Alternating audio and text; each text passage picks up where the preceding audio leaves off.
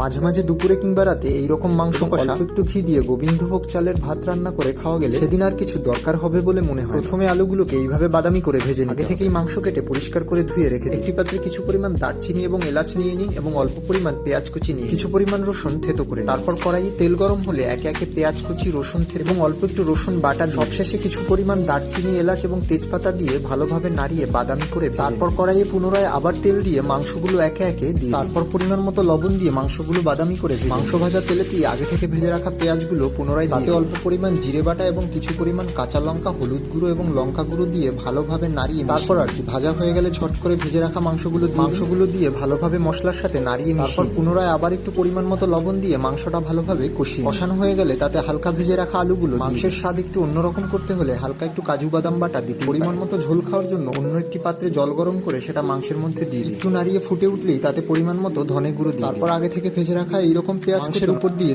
তারপর আর কি মাংস রান্না হয়ে গেলে এইরকম ঝরঝরে অল্প পরিমাণ গোবিন্দভোগ চাল নিয়ে কড়াইয়ে হালকা তেল দিয়ে তাতে দারচিনি, এলাচ, তেজপাতা দিয়ে হালকা করে ভেজে আলাদা একটি কড়াইয়ে জল গরম করে সেটা চালের মধ্যে ঢেলে খাবারের স্বাদ ভালো আনার জন্য এইভাবে পরিমাণ মতো গুঁড়ো দুধ দিতেই তারপর আর কি ঝট করে ঢেকে কিছুক্ষণ রেখে হয়ে গেলে তুলে ফেলে এইভাবে দুপুরে কিংবা রাতে খেয়ে দেখুন গোবিন্দভোগ ভাতের সঙ্গে সুস্বাদু মাংস কষা।